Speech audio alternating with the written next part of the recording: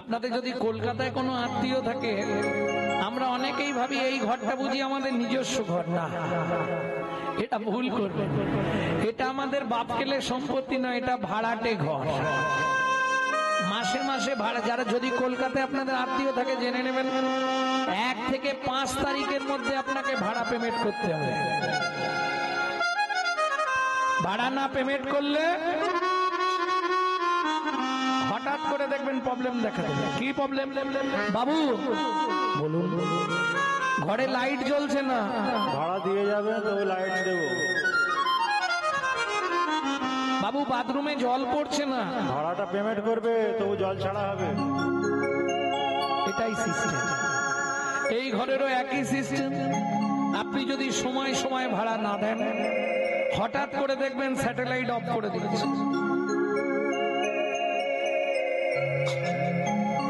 মাঝে মাঝে দেখেননি ঘর এক সাইড ধসি দেয়, বাকি দেয়, রাস্তা কিছু নেই।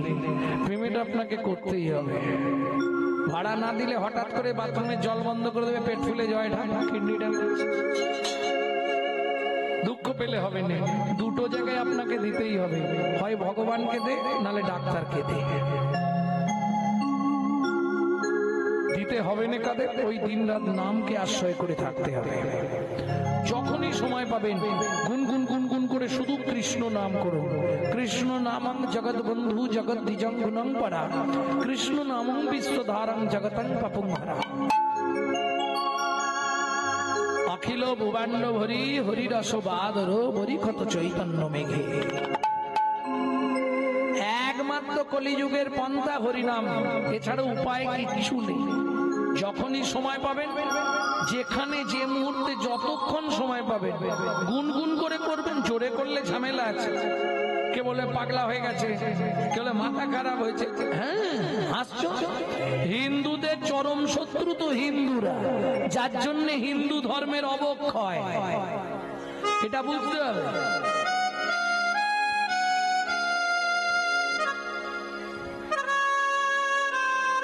কথাগুলো শুনতে হয়তো একটু গায়ে বাঁধবে। আজকে হিন্দুদের চরম শত্রু হচ্ছে হিন্দুরা নিজেরা, যার জন্য হিন্দু ধর্মের অবক্ষয় হচ্ছে। ভাববেন কথাগুলো একটু। আজকে একটা মুসলমানের সঙ্গে মুসলমানের ছেলের সাক্ষাৎ হলে তারা আল্লাহ দোহাই দিয়ে তবে কথা শুরু করে, আসসালামু আলাইকুম, ওয়ালাইকুম আসসালাম। আর আমাদের দেখা হলে মামনির মা কোথা গেছলে গো, আর বাবাদের দেখা হলে তো আর দেখতে নেই। ভোলা কোথা গেছলি রে, একটা বিড়ি দে তো।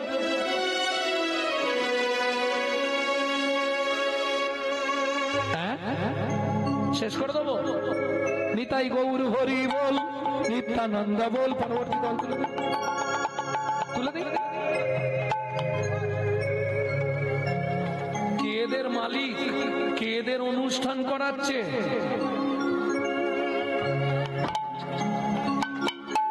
ভুল করে যে আপনারা বাংলা নিয়েছিলাম বাবা।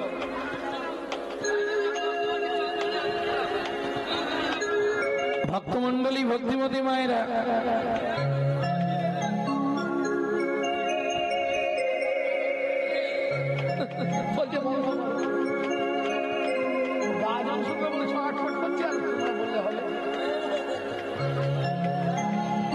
ভক্তমন্ডলী, ভক্তিমতী মায়েরা,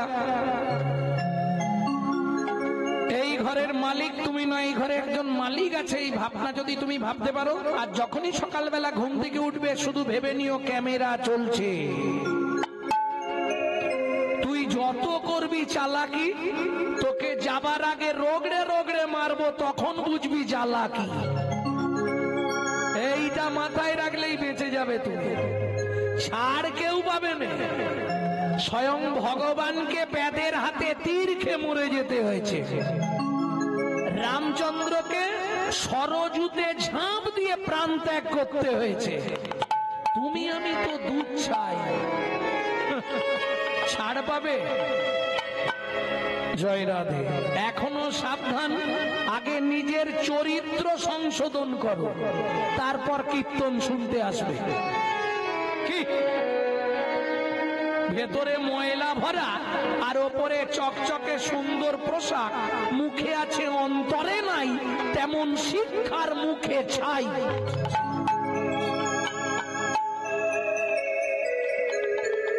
এমন কিছু মানুষ সমাজে আছে, বাড়িতে জীবনে বাবা মাকে ভাত দেয়নি, অথচ দুর্গা পুজোয় 500 পিস কাপড় বিলাচ্ছে। কি করে বললাম? গত বছর কুচবিহার স্টেশনে নেমেছি, কুচবিহার, এক ভদ্র মহিলা ছুটে এসছে ভিখারি, কিন্তু বেশ সুন্দর জামা কাপড় পরে আছে, ফর্সা। এসে বলছে, বাবা কি একটা পাউরুটি কিনে দিবি? আপনি কি করেন? ভিক মাগি। আচ্ছা, দেখে তো মনে হয় না। আচ্ছা, ছেলেরা বললে আমরা চা খাবো। চা খাবো, কি খেতে চায় খাই। নিয়ে গেছে, দুটো পাউরুটি হাতে নিয়েছে, নিয়ে এসে বলে, বাবা তোর সঙ্গে একটু কথা বললাম। কি কথা বলবেন? অবশ্যই, আমি যাবো দিনহাটা, দিনহাটা থেকে গাড়ি এলে আমাকে নিয়ে যাবে, একটু বস না। বসেছে। কোথায় থাকিস? হাওড়া। বলছে আমার ছেলে সেক্টর 5-এ থাকে, সল্টলেকে। কি করে? ওই যে কি চ্যাটার অ্যাকাউন্টটা, যার এখন ভাবুন মিনিমাম 1,40,000 টাকা মাইনে আছে। তা আপনি ভিক্ষা করেন কেন?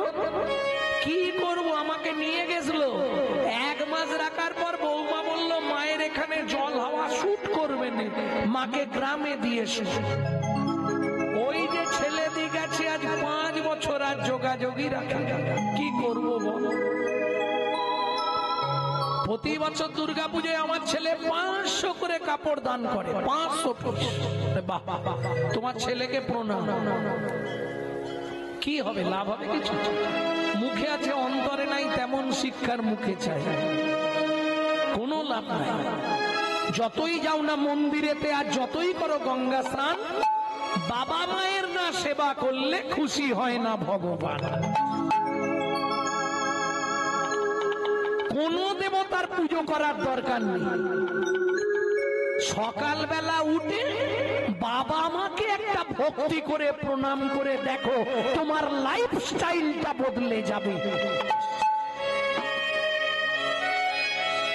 পৃথিবীর সর্বশ্রেষ্ঠ ভগবান হলো পিতামাতা, তারা খুশি থাকলে পৃথিবী খুশি থাকবে। প্রেম সে বলো চৈতন্য মহাপ্রভু কি জয়।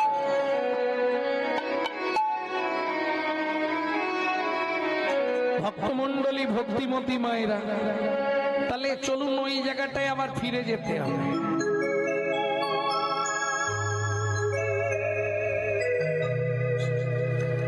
যে যা চাইলো রাজা দিল। মন্ত্রী, তাহলে সবাই দান পেয়েছে তো, এবার দানব্রত যজ্ঞ আমি শেষ করি।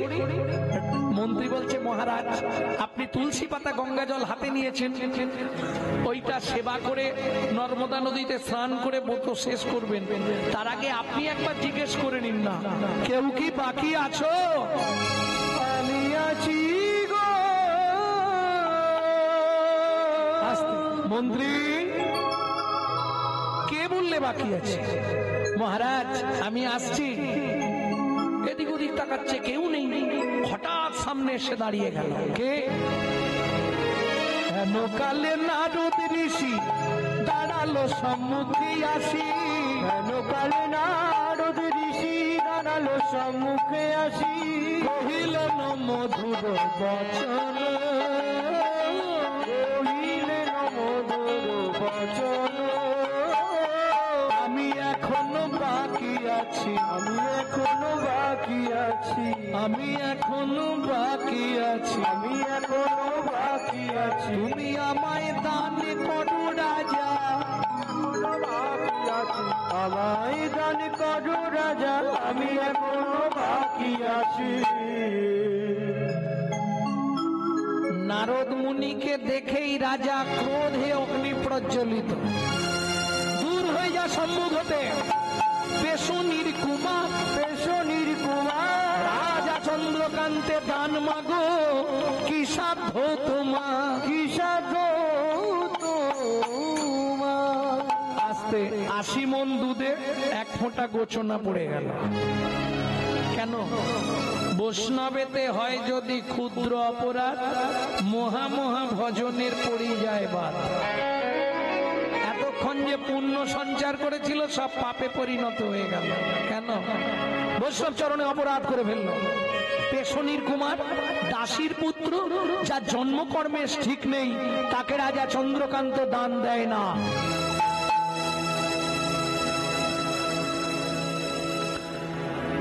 এত ক্রোধ রাজা, নারদ মুনি স্তম্ভিত হয়ে গেলেন। মন্ত্রী, মহারাজ একে ঘাড় ধাক্কা দিয়ে বার করে দাও, আমি দান দেব না। কেন মহারাজ? আপনি তো সবাইকে দান দিলেন। কিরকম বিধির বিধান দেখুন, এটাই তো পরীক্ষা। এতক্ষণ দান করছিল, ভগবান মতিটাই বদলে দিল, পরীক্ষায় ফেলে দিয়েছে। এই জায়গাটা থেকে উঠতে পারাটা মুশকিল। এই পরীক্ষায় ফেল করলো মানে ব্যাস শেষ। এত দান করলো করে শেষে গিয়ে ওই 80 মণ দুধে 1 ফোঁটা গোচনা করে। শুনুন মহারাজ, আপনার মন্ত্রী ঢাঁটরা দিয়েছিল বলে আমি এসেছি, আমি চলে যাচ্ছি। তবে যাবার আগে বলে যাচ্ছি যে চণ্ডালের মতো ব্যবহার আপনি আমার সঙ্গে করলেন, আগত জন্মে আপনাকে নিষাদকুলে চণ্ডালের ঘরে জন্মগ্রহণ করতে হবে।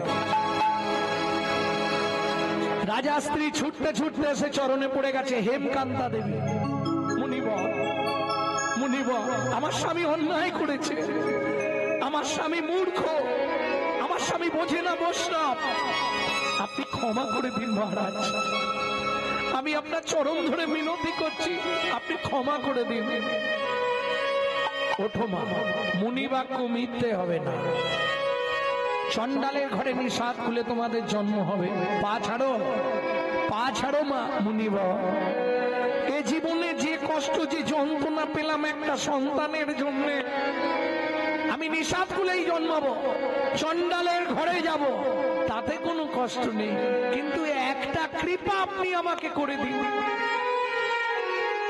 কেঁদো না মা, বলো কোন কৃপা পেলে তুমি খুশি হবে? একটি সন্তান পাই যেন মুনি, সে তো হরি ভক্ত। আমার একটি সন্তান পাই যেন মুনি, সে তো হরি ভক্ত। একটি সন্তান পাই যেন মুনি, সে তো হরি ভক্ত। তুমি এই কৃপা করো মুনি, তুমি এই কৃপা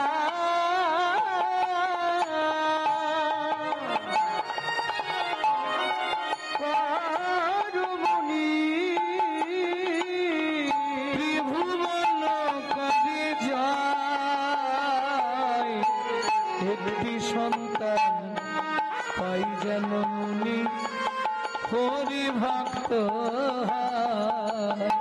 আমায় একটি সন্তান দাও গো মুনি, যেন হরি ভক্ত।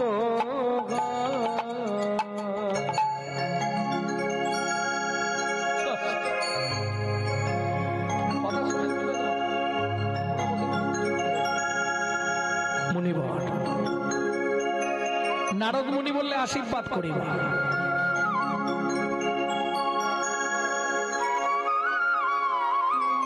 মুনিবর,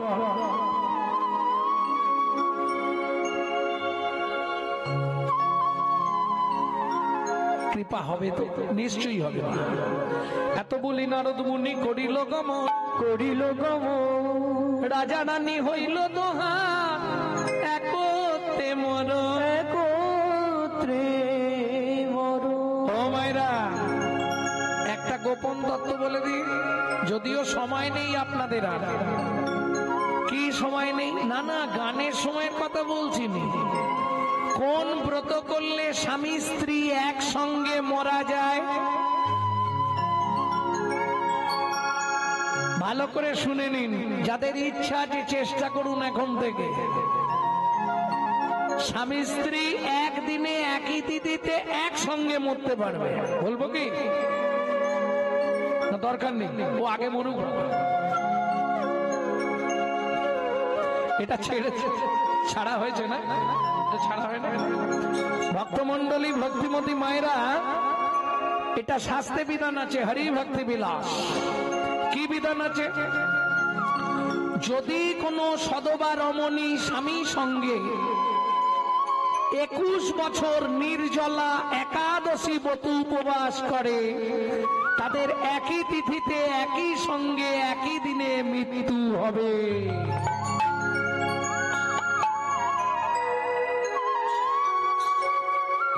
যাদের বয়স কম আছে এখন থেকে শুরু করে দাও, অসুবিধে নেই, হতেই হবে। দুজন একসঙ্গে মরল, আবার দুজনে একই জায়গায় জন্মালো, আবার দুজনেরই বিয়ে হলো একসঙ্গে। কজনম চলবে দেখুন? 3টে জন্মের জুটি। রাজা চন্দ্রকান্ত হেমকান্তা, দাপর যুগে, সত্য, তেতা যুগে দুজন জন্মালো কোথায়? সিংহামপুর। সংসার বাঁধলো সবর, সবরী। একটা ছেলে হলো, নাম রাখলো গুহক। এক সময় রামচন্দ্র 14 বছর বনে গিয়েছিল, কারণটার বলছি। গুহকের সঙ্গে বন্ধুত্ব হয়। এই যখন বন্ধুত্ব হলো, কি করে বন্ধুত্ব? রামচন্দ্র বুকে হাত দিয়ে কাঁদছে বনের মধ্যে। সেই সময় সবরী মায়ের ছোট ছেলে গুহক ওই মাথায় করে কাঠের বোঝা নিয়ে আসছে। বনের মধ্যে কে একজন কাঁদছে মনে হচ্ছে, গিয়ে দেখি ও মা, কি সুন্দর দেখতে লোকটাকে, কত বড় চেহারা। ও লোকটা, বুকে হাত দিয়ে কাঁদছো কেন? রামচন্দ্র বলে, প্রচন্ড পিপাসা লেগেছে, ছাতি ফেটে যাচ্ছে, এখানে একটু জল কেউ দিচ্ছে না, জল পাওয়া যাচ্ছে না। ছেলেটা বলে, এখানে মরুভূমি, তুমি কোথায় জল পাবে? দাঁড়াও, আমি দেখছি কোথায় পাওয়া যায়। বাচ্চা ছেলের বুদ্ধি দেখে ও একটা কচু পাতা ছিঁড়েছে, আর তর্জনী আঙুলটা চোখের মধ্যে দিয়ে ঘষা দিচ্ছে, আর ভগবানকে বলছে, ভগবান জল দাও, না হলে লোকটা মরে যাবে। লোকটা মরে যাবে। লোকটাও যে ভগবান এটা বাচ্চাটা জানে না। তাহলে ভগবানকে বলছে, ভগবান জল দাও, ভগবানকে বাঁচাও।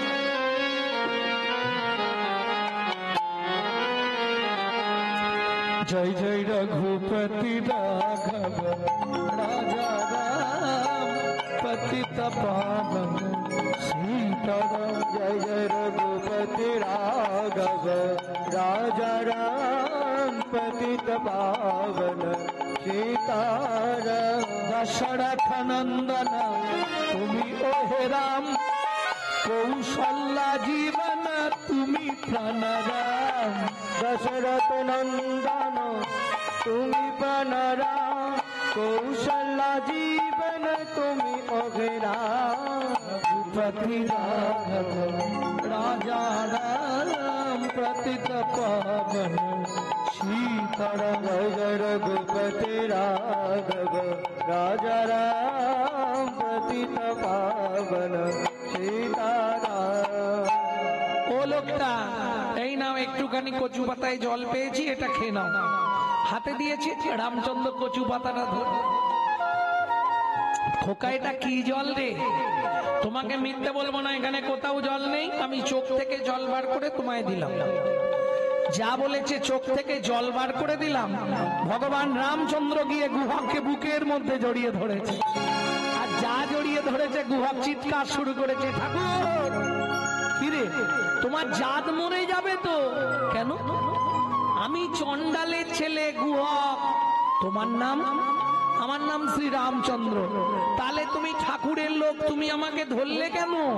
পাড়ার লোকেরা বলে আমাদের ছুলে নাকি জাত চলে যায়, আর তুমি আমাকে জড়িয়ে ধরলে। গুহক, শাস্ত্র কি বলে জানিস? কি? চন্ডাল হবি মুনি শ্রেষ্ঠ, হরি ভক্তি পরায়ণা। ঠাকুর বুঝলাম না, খুলে বলো। শোন গুহক, চন্ডাল চন্ডাল নহে। যদি কৃষ্ণ বলে ব্রাহ্মণ চন্ডাল হয় যদি অসৎ পথে চলে। আমার এখন সময় নেই, জ্বালন নিয়ে গেলে মা রান্না করবে, আমি চললাম। গুহক এসছে বাড়িতে, যেই বাড়িতে ঢুকেছে ওই যে মৃগনাভি কস্তুরীর গন্ধ রাম জড়িয়ে ধরেছিল, ওই ষাড়বাঙ্গ দিয়ে বেরোচ্ছে। সবরী মা চমকে উঠল, গুহক এত দেরি কেন? ও মা, একজনের সঙ্গে দেখা হয়েছিল, তাকে চোখের জল খাওয়াচ্ছিলাম। সে কি রে, তুমিই তো বলেছো কেউ বিপদে পড়লে তাকে বাঁচাবি, ওর পিপাসার বিপদ, ওকে জল দিয়ে বাঁচালাম। চোখের জল খাওয়ালি?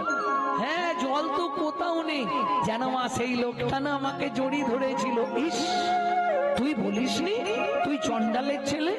ও মা, বললাম তো। হ্যাঁ রে গুহ, কি এই যে তোর গা দিয়ে গন্ধটা আসছে, এটা তারই গায়ের গন্ধ না রে? হ্যাঁ, কি সুন্দর গায়ের গন্ধ জানো মা, যেমনি লম্বা তেমনি চওড়া। খোকা, কি তার নাম বলেনি? নামটা বললো কি? চন্দ্র বলেছে। ভুলে গেছি জানো মা, আমাকে বন্ধু করেছে, আমার সঙ্গে বন্ধুত্ব করে নিয়েছে। ও মনে পড়েছে মা, তার নাম শ্রীরামচন্দ্র। সবরী মায়ের মাথা গেল ঘুরে। কেন?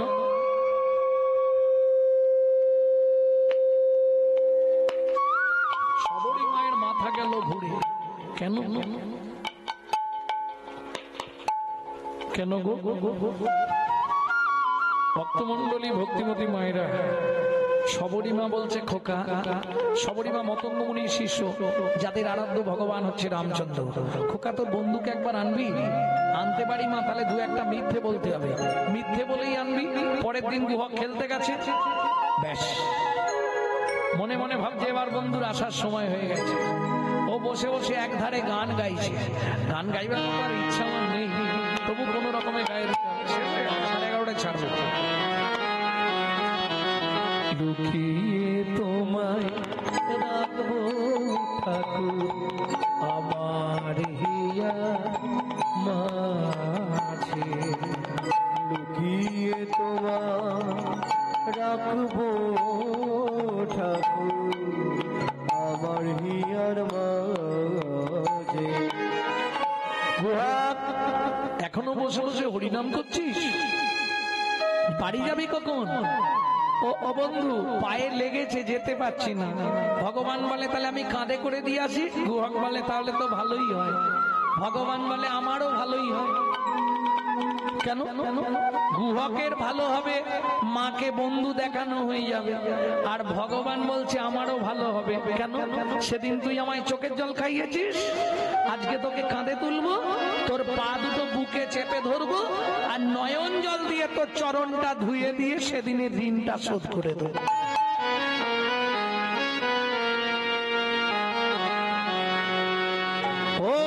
উঠবো কি করে?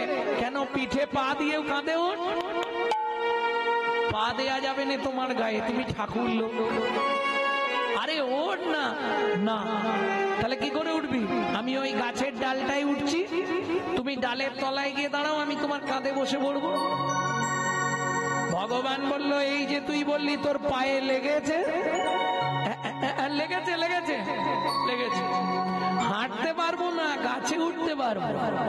ভগবান বলে, ও আমি বুঝতে পারি, ঠিক আছে তাই নে বস। ভগবানের কাঁধে বসেছে, দুই হাত দিয়ে ভক্ত ভগবানের মাথাটা ধরেছে, আর ভগবান ভক্তের রাঙা চরণ দুটো ধরেছে বুকে। খানিকটা গিয়ে গুহক বলছে আমাকে নামিয়ে দাও। কেন?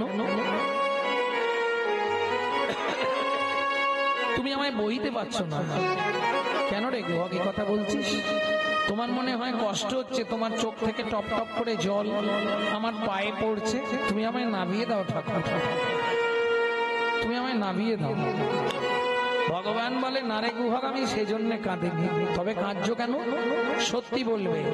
ভগবান বলে গুহক রে, যেদিন ভিগুমুনি আমার বুকে লাথি মেরেছিল সেদিন ভিগুমুনির চরণটা চেপে ধরে বলেছিলাম, ভিগুমুনি গো, ভিগুমুনি গো, আমায় তুমি একটা আশীর্বাদ করো, শুধু এক জন্মে নয় যেন প্রতি জন্মে ভক্ত চরণ পাই গো, প্রতি জন্মে ভক্ত চরণ পাই গো। ও গুহক, সত্য যুগে ভিগুমুনি দিয়েছিল, ত্রেতা যুগে আজকে তোকে কোলে তুলেছি, তোর রাঙা চরণ দুটো বক্ষে ধরেছি, এতেই তো আমার হয়ে গেল।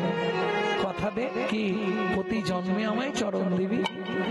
ও বন্ধু, তুমি কার্য যখন আমায় নামিয়ে দাও না, এখনো কতটা রে গুহক, এসে গেছি মা।